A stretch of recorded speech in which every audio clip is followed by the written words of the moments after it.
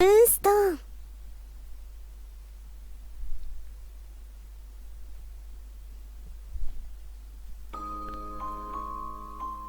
Princess Evangile. Hello and welcome to Princess Evangeline. I am RMP 792, and this one's been on the request pile for a little while. Before I even get to my usual spiel, there are a few things I want to comment on. The first of which, in fact the first three of which, are probably going to annoy people to some extent.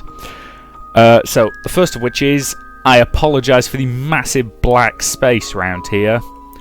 There is absolutely nothing I can do about that. Believe me, I have tried just about everything I can think of, but this game stubbornly refuses to run at a modern resolution, even so far as just stretching. Second, I apologise for having this counter up in the corner of the frame rate. Again, that's because Fraps does not want to recognise this game properly, so I'm having to do with this the same thing that I did with the Royal Trap, which is just have Fraps automatically record everything that's on the screen, which unfortunately includes its own frame rate counter. Unfortunately, as I said, there's nothing really I can do about either of those problems, and this is kind of a hodgepodge solution that I'm not entirely happy with. So, what was next on the list? Ah yes, the third thing that's likely to, disappoint and or annoy some people. This is the Steam All Ages version of this game. Now, I appreciate that some people are going to be disappointed with that, as I say, but yeah, sorry, but I'm not paying an extra 10 quid for the smut. Sorry guys, but I'm kinda broke as all hell. No, go away. I'm trying to do my opening monologue here. I don't need a thing popping up. So yes, as I say, I'm kinda broke as all hell, and I can't justify 10 quid for the extra smut, given that I can't even monetize those videos because YouTube won't let you monetize anything you flag as adult only. Because screw you, YouTube. Anyway. Regardless of that, yeah, as I say, this one's been on the review pile for a little while. I have a feeling this is going to be quite long. As in, put it this way, it's a visual novel that doesn't run in a resolution any higher than about, what was it 1024 by 600? And yet, it was a 2.4 gig download. So, yeah, I suspect this is going to be quite long. For anyone not aware of how my channel works, I will state all this in advance as per usual. I record all my Let's Play footage at least a week in advance. The odds are that by the time you see the first part, I will have finished the game. So if you're trying to give me... Go away. So if you're trying to give me advice on the best way to play the game, be advised I've probably already finished it. Second, during my Let's Play, I will be providing voices for all the characters. Apparently there are some voiceovers in Japanese, and I do not understand Japanese, nor do I speak it, so yeah, that'll end well. I will also apologise immediately in advance for my pronunciations of any and all Japanese names and concepts, because, yeah, I'm going to mangle it horribly. It's probably going to be kind of painful. Third, my cut-off point for uploads over the course of 1 week is 25 parts, and I record half-hour parts, for those not aware. Meaning that, yeah, you're going to be getting 12.5 hours of video content, assuming it does take more than 25 parts, and based on what I've heard, this is going to be a long one. So, I'll probably end up having to split this over 2 weeks, and the review will come out on the Friday of whichever week the last parts get uploaded. That is going to get annoying. Stop doing that. So yes, I've seen sort of the opening couple of lines, which is why the load thing is there, because I did a quick audio test. But, right, with all that stuff out of the way then, let's begin. Cold Weather Rendezvous. Okay. As stated, I have no idea. I'm assuming she basically just said whatever the Japanese for Cold Weather Rendezvous is, but as I said, I don't speak Japanese. So, Masaya. Now, is that a male name or a female name? I'll give this person a generic voice until I can tell. Phew. I breathed into my hands. Ah, this has got to be the male main character. Okay. It was cold. Oh, damn, it's cold out here. Wow, a double thread immediately. The sun had set, and it was so cold that I had a hard time believing that school was starting soon. Of course, the state of my wallet was probably affecting my perception of the weather, as was my lack of a place to go. Phew. This time I sighed. The full moon hung heavily over me. My name is... And the mispronunciation of Japanese names shall begin. So, Okanogi... Okanogi? Yeah, I'll assume Okanogi Masaya. My name is Okanogi Masaya, and the cold I felt ran deep. And my story started the day before. Oh, I'm tired. As usual, I returned to my apartment after work. Even though I was home, there was nothing fun to do there but stare at my father's face. I was back in my hometown for the first time in a year. I thought about rounding my friends up for karaoke, but I don't think I could see them now. Besides, I was broke. The apartment we were in now just didn't require a finder's fee or security deposit, but, well, we had to pay rent for the first 3 months in advance. And that had wiped out the little savings that I had. But running away with nothing but the clothes on our backs definitely saved a lot of moving expenses. Still, no matter how much you save, it costs money to start a new life. I'd always been poor, but well, now I was on the verge of being penniless. Because I've only just started my job. I don't get paid until the 20th of next month. Oh, what the hell was I going to do until then? My anxious thoughts swirled around in my head, but I forced myself to stop. It was pointless to focus on the negative. Oh fine, I'll just go to sleep. Possibly due to my numerous part-time jobs, I hadn't had any time to sleep lately. Even though one of my redeeming features had always been taking care of myself enough to not get sick. I've actually just thought of something I missed during my opening spiel. If you want to respond to a particular point in my video, feel free. I do read all the comments. Just be advised that it's a lot more helpful for me if you tag the point in the video you're referring to, if you refer to something specific, with a timestamp, because that way I know what you're talking about. Otherwise, because my brain is just a nest of complete and utter lunacy, I will have forgotten what you said. Okay, sorry about that interruption. I mounted the old rusted stairs that felt like they would give way with every step. My old man and I were holed up in a room on the second floor. I'm home. I guess he's not here. Those mob guys must have been back. Dad spent most of his time lazing around the house or, well, fleeing from loan sharks. Of course, I told him to get a job a number of times. And when I did, he'd give me this strange little smile and say, ごめんね、マサヤ君。父さん、箸より重たいものを持ったことがないんだ。 Okay, I'm going to turn those voices off in the options menu, guys, if nobody minds, because, as I say, I don't speak Japanese to the best of my knowledge, my audience doesn't. So, sound settings too. So yeah, look, can I just mute all the character voices? Okay. Sorry if anybody has a problem with that, but yeah. Back to the game. Sorry, Masakun. I've never carried anything heavier than chopsticks before. Oh, he was really hopeless.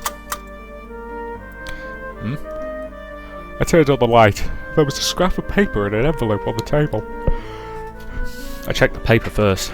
It was my old man's handwriting, written on a dollar store memo paper. I'm tired of this lifestyle, and I'm going on a trip. Of course. I let out a sigh, and threw the note in the trash can.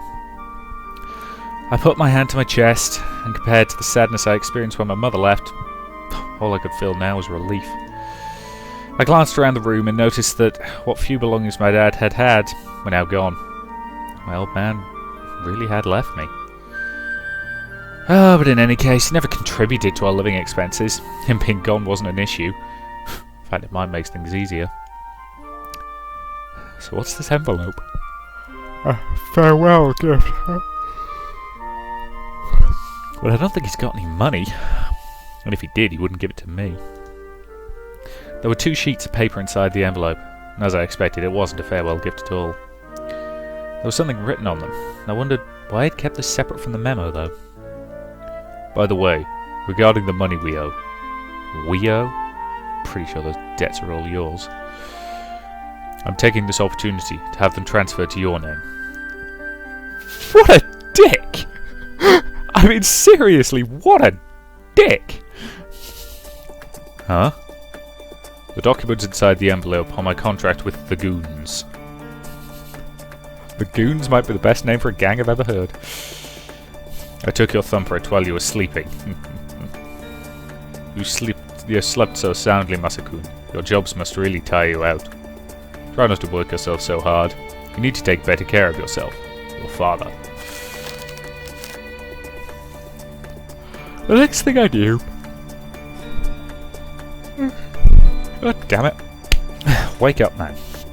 The next thing I knew, I had crumpled the paper in my hand, and I looked down at my thumb. So that's where the red stain had come from. That old bastard! 1 year ago, we left the town that I had lived in all my life to... Okay. As I said, I apologise to anyone who can speak Japanese for my pronunciation of every name and every place and all of that malarkey. The town I had lived in all my life. Chishurgi Gaikuwai, I had no idea. Our family life had been falling apart for as long as I could remember. All because my father was a deadbeat. My mother had given up on him long ago, but didn't want to leave him until I'd reached a certain point in my life. And then on the evening of my 10th birthday, she brought me to a park and said...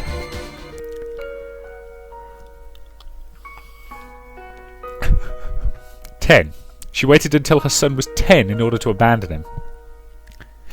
Okay, Miss Eyre, you have flippin' awful parents. I mean, spectacularly awful parents. I wanted to wait until you were 10 years old. For what? For my divorce. Do you know what divorce means? Yes.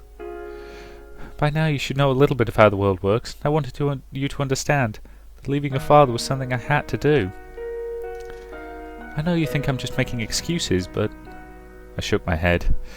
Even as a child, I understood that my parents just couldn't stay together anymore. I see. Thank you. You're a kind boy, Miss Eyre. In the cold light of the street lamps, it seemed as if she was smiling for the first time. Now, Miss Eyre, I'm sorry you don't have time to say goodbye to your friends, but we have to leave immediately. Right now? Yes. If I spoke to your father about it, I know he would stop us. He has a way of bringing others around to his way of thinking. He has a genius way of talking people around. And I don't want to talk to him ever again. I signed the divorce papers and left them there. I'm not going to tell him where we're going. You can visit him occasionally after you're grown, but for now we have to make a clean break. Now let's go. I've been packing up our luggage slowly over time. We can leave before he gets home. I'm not going. What? My mother's eyes opened wide as she looked at me. And to her, as if it was her son, had started speaking an alien language. In my childish way, I explained to her that I felt like I couldn't just abandon Father. Mum would be fine on her own, but Dad wouldn't. That was the conclusion I'd reached, which is why I couldn't go along with my mother.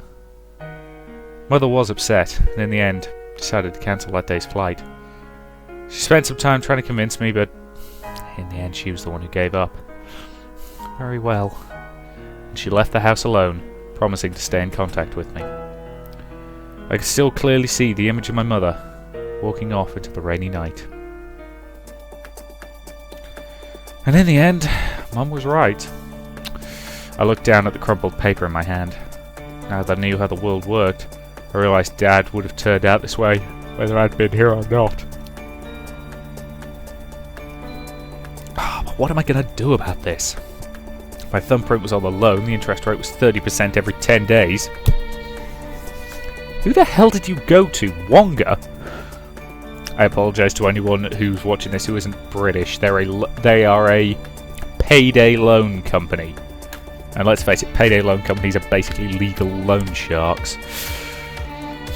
30%? And a paper like this had no legal merit, but, well, I doubted that logic was going to appease those two. Oh, my father's one redeeming feature was what my mother once called his genius way of talking around people. Oh, he managed to hold off even the most fearsome of loan sharks with the most laid-back manner possible. Well, until last year, we'd somehow managed to keep up, but the debts just got too big. My old man broke under the pressure. And that was when we ran away. Oh, damn, I should have just stayed in Tokyo. Yeah, let's call it that for now. Back then, a small part of me still felt sorry for him. I'd also just graduated from my old school, and that sense of finality might have had some influence on my actions. I graduated and then fled some unfamiliar land and enrolled in school there. I started to think that the loan sharks had given up. We'd made a clean break. When suddenly the local mafia came calling. How badly in debt did you get? I screamed at him, but my father just gave me that little smile and shook his head.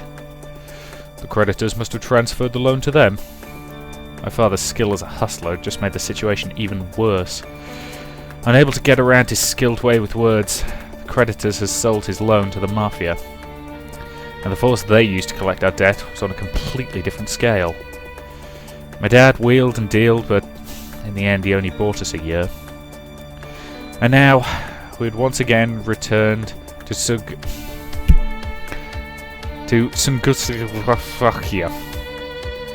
Yeah, I apologize. I really do feel the need to repeatedly apologize to any people who either are Japanese or can't speak Japanese, because, yeah, the pronunciations of these place names are going to get really bad and possibly slightly offensive. We'll see. It really is good to be home. I was mad about the short notice as usual, but I couldn't say I wasn't glad to be going home. I just finished my first year at school, so, well, it was a good time to transfer. Problem was that, well, since he'd never earned any money, the loan wasn't just going to disappear. And this time I didn't even have a chance to catch my breath. The new creditor would come calling soon. That was the goons. Their efforts to collect were much more violent. Had we known, we couldn't keep up this life much longer, but still. I never thought it would end like this. I was finally ready to abandon my old man. In my heart, he was no longer my father. And from now on, I would just call him the bastard. But even so, what was I going to do? In the past, if a loan shark or a mob guy approached me, I'd point them at the bastard and that would be that. On the few occasions they'd gone after me, I could admit that the bastard had still helped me out. Now that he was gone, I was going to have to deal with this on my own time. Me? An average student? Oh, and like him, I knew I couldn't talk my way out of it like he could. So what do? I sunk down onto the worn-out tatami mat. I had to run away, but to where? I'd already spent my money on rent. I felt like all of my strength was leaving my body. And just then there was a rapid knocking at the door. I felt my limp body tense up instantly. Hey you! We knows you're in there! Come on, get out here! Whoa! I thought I could pretend I wasn't home, but the door was so thin that they could easily break it down. Hey! You better get out here quickly, or we'll break this door down! Each kick caused the door to rattle, and it really did look like it was about to break inwards. I quickly moved to the back room, opened the closet door, and squeezed inside. Closing the door didn't block out much sound, but it cut off most of the light and left me in the dark. I couldn't ride this out by hiding in the closet. I stood up, leaned forward, and located the ceiling board above me.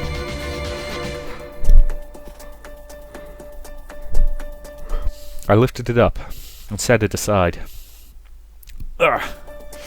Restraining the urge to cough from the dust, I pulled myself up above the ceiling, and I heard the sound of the door breaking down just as I got the board back into place.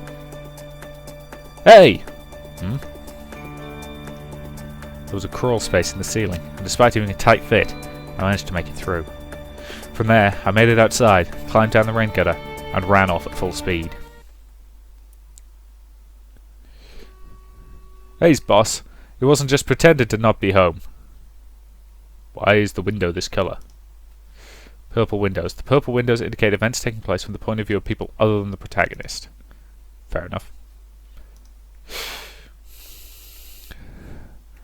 Not in the closet either.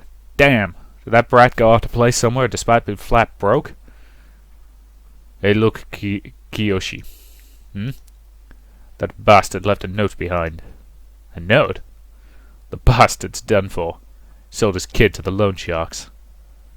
He didn't just sell his kid, he sold his soul. Think you're right.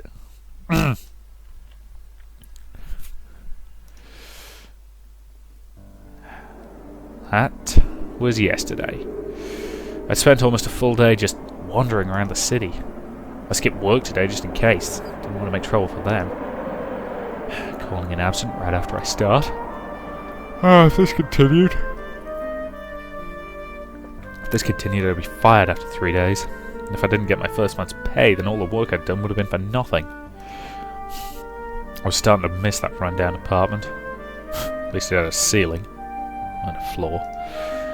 I didn't want to sleep on the street. I was tired to begin with and napping on a park bench for a while, but now I was just exhausted. I'll end up dying in the streets at this rate. The fact I wasn't joking showed just how grave my situation was. I checked on the contents of my wallet. Again. 100 yen coins. 1. 10 yen coins. 6. That was all. I had no paper bills, nothing of use. I thought about running out to an automatic loan machine, but I knew better than anyone once you started borrowing money, you'd never stop. And I wasn't sure if they'd lend money to a student anyway. Oh, that's right, what'll I do about school? How was I supposed to get any learning done in a situation like this?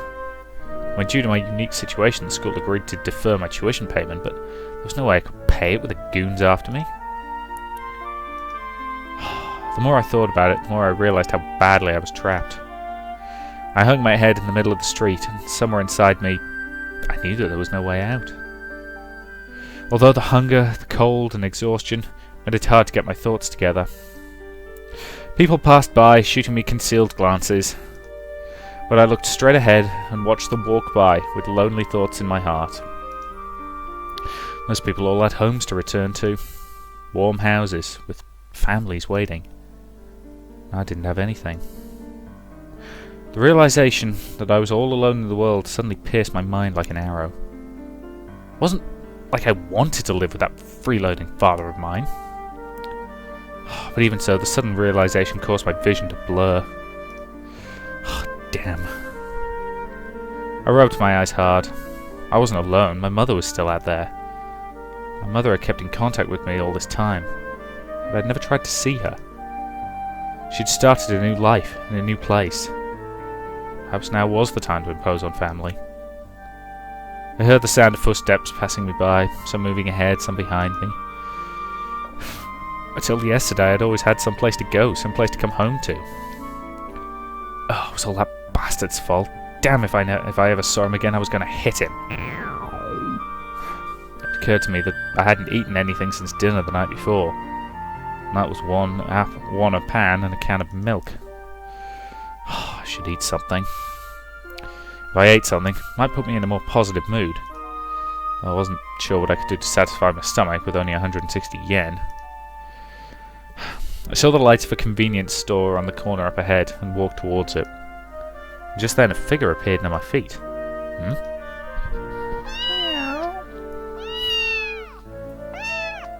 Hello, kitty. A scrawny cat with matted fur stared up at me.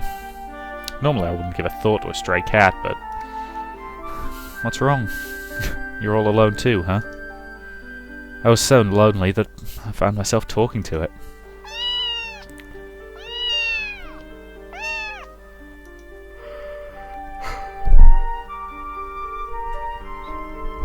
The stray kept its distance, but looked up at me with a surprisingly affectionate meow.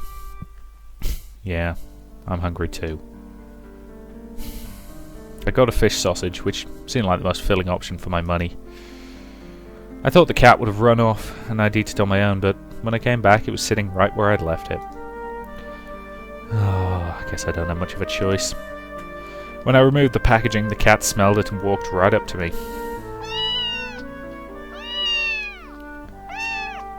Yeah, they've got one cat sound effect, haven't they? I broke it in half, stuffed one piece in my mouth, and offered the other to the cat. And the cat quickly devoured it, and looked hungrily up at my mouth. Sorry, it's all gone. When a gust of wind sent a newspaper flying, I suddenly remembered the lottery ticket that I'd bought earlier. More precisely, the lottery ticket that the bastard had made me buy. I didn't want to waste our money, but he was so adamant on getting rich quick, he ended up forcing it on me. Now, wherever did I put it? Oh, did I lose it somewhere? I searched around in my pockets and found the warm, worn-out ticket. And the announcement should be today, and the newspaper probably had the results. I picked it up. Oh, I'm so sorry, I have no idea why I'm yawning so much this morning. I picked it up and walked over to one of the street lamps. And just then an unpleasant sight met my eyes. What's going on? I was too far away to hear what they were saying, but it was clearly an argument of some kind.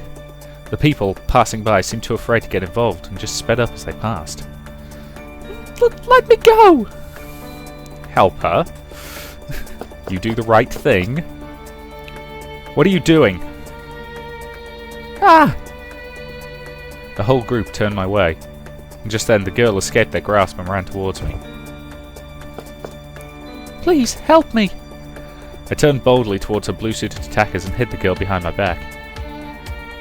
One of them advanced on me, acting as a group representative. May I ask who you are? Okay, apparently he's got an awfully high-pitched voice. I'll redo that line, shall I? May I ask who you are? He's got an awfully high-pitched voice.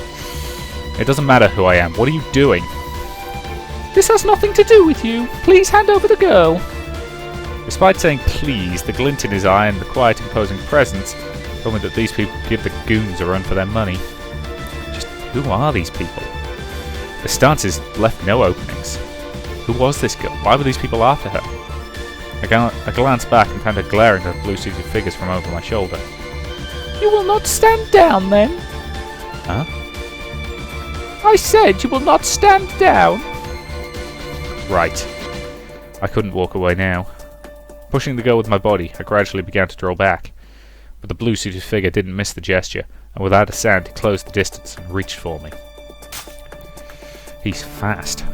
He moved so smoothly he clearly wasn't your standard ruffian. And his hand slipped past me, reaching for the girl's arm instead. I didn't seem to want to use violence, but I reflexively struck out with my hand. Huh. I met with a surprisingly pillowy softness. It's a girl. Huh? You pervert! Oh, yeah, so sorry, didn't mean to, I didn't even get out my apology before my opponent slipped into a stance. Hi-ya! This time, her fist was aimed directly at my face. I quickly dropped down, and the punch barely missed me, and I could feel it tearing through the air above my head. What? It was a total coincidence that the punch missed me, but, well, the woman seemed to be in shock.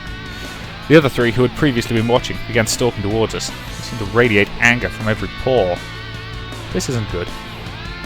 My presence seemed to have escalated this situation to a whole new level of hostility.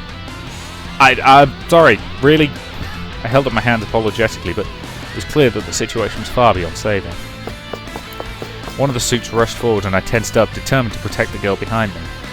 I barely had any strength from the start, but I was prepared for what was coming, and yet... The blue-suited figure had just about reached me when she suddenly tripped and lost her balance.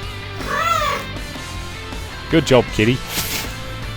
It was the cat from before. Were you paying the debt he owed me?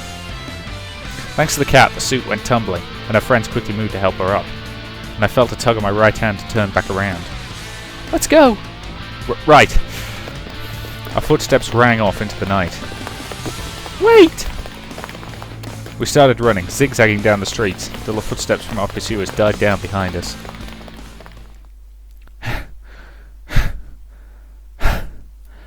And that, to me, seems like a pretty good point to end this first part, so thank you very much for watching, sorry for the extremely long spiel at the beginning, and I shall see you in the next part.